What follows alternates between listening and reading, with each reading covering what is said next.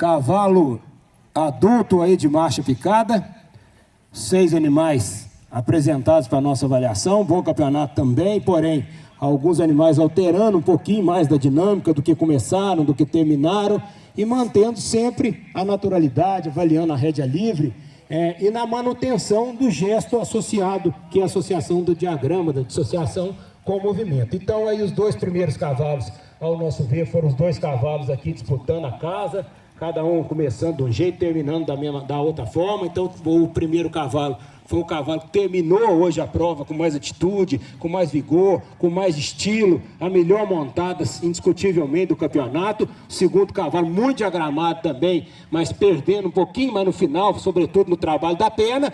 E aí a divisão se dá pela dissociação. O terceiro cavalo, nota os senhores que já é um pouco mais lateral, não tem o mesmo equilíbrio, não tem a mesma dissociação dos 2 cavalos que ficaram à frente, mas ele, sem dúvida, mesmo até que ele peque um pouquinho só no diagrama em relação ao Pampa, mas aí a gente já tem que ver o somatório. O julgamento é sempre soma das qualidades. Então o animal que está à frente, ele tem que ter um melhor conjunto. E aí o castanho em relação ao tordilho, bom, aqui já é gesto, já é naturalidade do gesto. O cavalo castanho é mais puro, é mais natural, o cavalo tordilho mais artificializado, e isso fica fácil na gente ver a transição. Então uma forma da gente ver muito o cavalo que é mais imposto naquele tipo de andamento é quando você vai parar, quando você vai reunir. Esse cavalo tordilho, ele entrega o ouro exatamente na hora que você vai parar. Ele já quer dar um passo de batida, ele já tende a ir para a marcha batida. Então o tempo todo tenso pelo seu cavaleiro, então não mostrando naturalidade, inclusive não fez rédea livre em nenhum momento, então já penalizado também pelo que se refere ao gesto e pela execução da rédea livre. Só isso aí já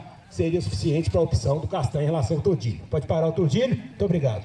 E o Pampa em relação ao castanho, aí já começa uma crescente pelo movimento, sobretudo pelo trabalho da perna. Observe o Pampa como que articula mais a perna, trabalha com o posterior mais dentro da massa, reúne com mais facilidade. O cavalo castanho já é bastante limitado hoje da articulação da perna, além de atrasar, isso aí descoordena o movimento, a mão exagera um pouquinho, a perna falta o engajamento e falta a alavanca. Então, sobretudo aí a diferença significativa foi a reunião do Pampa, o trabalho da perna, o engajamento e a montada também, tanto no vigor quanto na qualidade da maciez. Pode parar o quinto? Muito obrigado.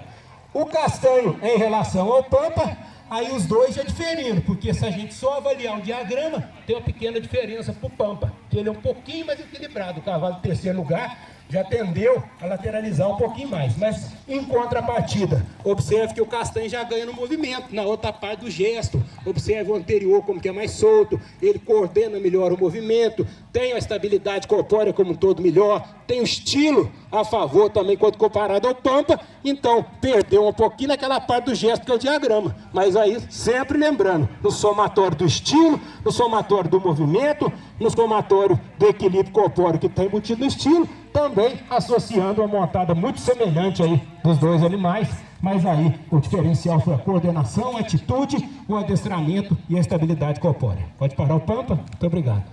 Segundo, em relação ao terceiro, bom, aí já é uma segmentação pelo diagrama. Então, se a gente começar a avaliar os 2 cavalos aí, os 2 cavalos têm movimento semelhante, nenhum dos 2 tem diferença pelo que se refere à qualidade do movimento. Agora, qual que é a diferença do segundo em relação ao terceiro? É o diagrama. Aí sim, então nós temos proximidade no movimento, aí tem que bater no diagrama. O cavalo em terceiro lugar, quando tira a pressão do cavaleiro, ele vai mais para o lateral. Então fica nítido a gente ver isso aí. O segundo cavalo não. Tem a distribuição mais natural, não altera, não lateralizou por momento nenhum, todos os 2 carecendo de ter um pouquinho de extensão no trabalho da perna, mas aí, sem dúvida, o diferencial foi o diagrama, ainda a montada do segundo cavalo, mesmo até em detrimento um pouquinho do estilo, que seja até uma pequena vantagem do terceiro. Então, o gesto cômodo aí e, sobretudo, a naturalidade do diagrama do segundo cavalo. Pode parar o terceiro?